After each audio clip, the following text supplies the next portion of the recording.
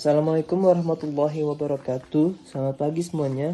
Perkenalkan, kami dari kelompok 1 Hukum Islam kelas F akan membahas terkait polemik penghapusan pembelajaran agama di Indonesia. Sebelum kami mulai, izinkan saya untuk memperkenalkan anggota kelompok.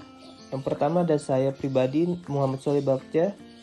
Ada Muhammad Rifki Fajri, Maharani Khalilah Syah Putri, Alifiana Dea Arlinda, dan Syifa Diandra Augusti.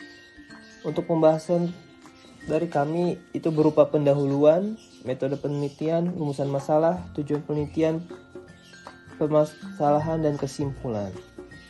Seperti kita ketahui bahwa agama Islam pertama kali masuk di Indonesia sebelum adanya Belanda menjajah di tanah Indonesia. Agama Islam menjadi mayoritas di negara Indonesia dan semakin berkembang seiringnya perkembangan zaman dan menjadi pusat perhatian pendidikan di Indonesia. Agama Islam tercantum dalam alinea ketiga dan pasal 29 ayat 1 dan ayat 2 di mana agama yang diakui di Indonesia terdapat 6 agama, yaitu Islam, Kristen, Katolik, Buddha, Hindu, dan Konghucu. Pada pasal 31 Undang-Undang Dasar 1945 ayat 5 tentang hak pendidikan dasar dan kebudayaan masyarakat bahwa pemerintah memajukan ilmu pengetahuan dan teknologi dengan menunjang tinggi nilai-nilai agama dan persatuan bangsa untuk kemajuan peradaban serta kesejahteraan umat manusia. Pendidikan agama juga dianggap sebagai unsur yang sangat penting bagi generasi mendatang.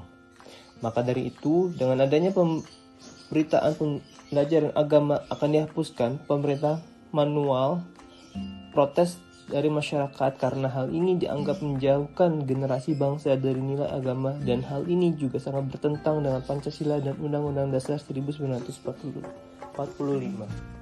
Indonesia adalah negara yang memiliki beraneka ragam budaya, suku, dan agama. Di Indonesia sendiri terdapat 5 agama yang diyakini di kalangan masyarakat, yaitu ada Islam, Kristen, Protestan, dan Katolik, Buddha, Hindu, dan Konghucu. Untuk menjaga agar selalu terjadinya toleransi dan membangun kesejahteraan di dalam masyarakat yang berbeda-beda dan sesuai dengan tujuan serta semboyan negara kita yaitu Bhinneka Tunggal Ika, perlu diadakannya pembelajaran agama di sekolah baik di sekolah dasar, menengah, bahkan di tingkat universitas. Hal ini untuk menumbuhkan sikap untuk saling menghormati perbedaan dan bisa dijadikan sebagai komponen penting dalam pembentukan karakter toleransi di dalam bangsa dan negara. Metode penelitian. Berdasarkan penelitian di atas, maka jenis penelitian yang digunakan adalah penelitian kualitatif yang bersifat deskriptif dan analitis yang bertujuan untuk membuat deskripsi yang sistematis, aktual, dan akurat. Adapun rumusan masalah dalam penelitian ini yaitu A. Bagaimana sistem pelaksanaan pembelajaran pendidikan agama di Indonesia? B. Apa dampak yang dirasakan apabila pendidikan agama dihapus? C. Apakah implementasi pendidikan agama di Indonesia belum terlaksana dengan baik? D. Bagaimana pandangan Islam apabila suatu pendidikan agama dihapus di negara? Adapun tujuan penelitiannya yaitu A. Untuk mengetahui bagaimana proses pembelajaran pendidikan agama di dalam Indonesia. B. Untuk mengetahui apa saja dampak yang dirasakan jika pendidikan agama dihapus. C. Untuk mengetahui apakah implementasi pendidikan agama di Indonesia sudah terlaksana dengan baik atau belum. D. Untuk mengetahui bagaimana pandangan Islam menilai jika suatu pendidikan agama dihapus di dalam suatu negara. Menurut Undang-Undang Sistem Pendidikan Nasional, pendidikan adalah usaha sadar dan terencana untuk mewujudkan suasana belajar dan proses pembelajaran agar peserta didik aktif mengembangkan potensi dirinya untuk memiliki kekuatan spiritual keagamaan, pengendalian diri, kecerdasan, akhlak mulia, serta keterampilan yang diperlukan dirinya, masyarakat, bangsa, dan negara. Bila perkembangan siswa tidak diimbangi dengan pendidikan agama dengan cara penanaman nilai-nilai religius di dalam dirinya, maka akan memunculkan masalah atau gejala penurunan moralitas yang ada pada dirinya sendiri. Kemunduran moral dan kesadaran siswa tentang perkembangan pendidikan agama yang ada pada dirinya akan memunculkan perilaku yang menyimpang.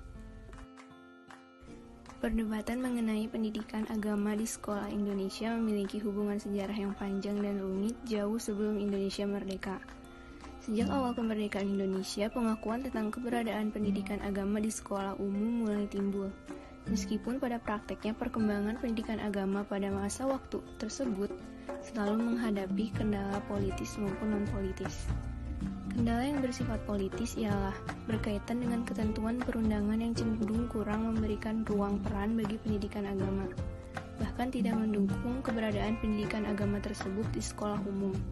Sedangkan kendala non-politis itu berkaitan dengan keadaan sosial budaya maupun keterbatasan sumber pendidikan agama itu sendiri, baik kurikulum, guru, ataupun metode pembelajaran.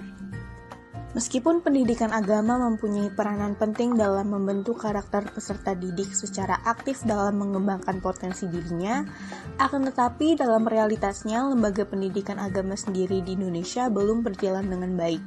Bahkan pendidikan agama masih dipandang sebagai pendidikan nomor 2 oleh sebagian masyarakat. Hal ini terlihat dari kualitas pendidikan agama lebih kurang peminatnya dibandingkan sekolah yang sifatnya umum. Oleh karena itu, pendidikan agama di Indonesia dimasukkan ke dalam kurikulum nasional yang wajib diikuti oleh semua peserta didik mulai dari jenjang pendidikan dasar sampai perguruan tinggi, sebagaimana yang terdapat dalam Undang-Undang Pendidikan Nasional Nomor 20 Tahun 2003. Nilai-nilai seperti kejujuran, tolong-menolong, dan mengasihi sesama umat manusia diajarkan di semua agama. Nilai-nilai tersebut selaras dengan nilai-nilai yang terkandung dalam Pancasila. Oleh karena itu, tidak tepat bila pendidikan agama dikaitkan dengan kasus-kasus intoleran. Dengan begitu, dampak pendidikan agama dihapus dari kurikulum pelajaran, maka akan terjadi penyimpangan di masa dini. Untuk itu, bukan menghapus mata pelajaran agama di sekolah, melainkan pemerintah dapat mengevaluasi kurikulum pelajaran agama agar dapat mengintegrasikan nilai-nilai kemanusiaan yang bersifat universal. Di sisi lain, guru-guru agama hendaknya dapat menerjemahkan nilai-nilai keagamaan yang bersifat universal dan mengajarkannya kepada para pelajar. Kesimpulannya adalah, perkembangan siswa perlu diimbangi dengan pendidikan agama, dengan cara penanaman nilai-nilai religius di dalam dirinya, maka akan memunculkan masalah atau gejala penurunan moralitas yang ada pada dirinya sendiri. Oleh karena itu, pendidikan agama di Indonesia dimasukkan ke dalam kurikulum nasional, yang wajib diikuti oleh semua peserta didik, mulai dari jenjang pendidikan dasar sampai perguruan tinggi. Dan bukan dengan menghapus mata pelajaran agama di sekolah, melainkan pemerintah dapat mengevaluasi kurikulum pelajaran agama agar dapat mengintegrasikan nilai-nilai kemanusiaan bersifat universal. Demikian dari kelompok kami, kurang lebihnya mohon dimaafkan. Wassalamualaikum warahmatullahi wabarakatuh.